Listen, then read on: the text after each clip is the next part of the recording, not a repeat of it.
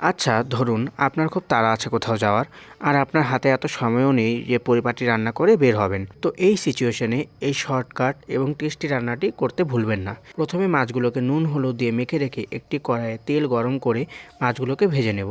এবার একটি মিক্সিতে কিছু কাঁচা পাকা লঙ্কা, ছাড়ানো রসুন, কিছুটা আদা কুচি, গোটা ধনে এবং জিরে, আর কিছুটা কালো সর্ষে, পেঁয়াজ কুচি ও শুকনো লঙ্কার গুঁড়ো আর সামান্য জল দিয়ে একটি পেস্ট বানিয়ে নেব। ব্যাস, আমাদের মশলা রেডি। এখন একটি কড়াইয়ে তেল গরম করে ফোড়নে দেব গোটা জিরে, পেঁয়াজ কুচি এবং একটি তেজপাতা। পেঁয়াজটি একটু ভাজা হয়ে এলে একটি টমেটো 4 ভাগ করে দিয়ে দেব।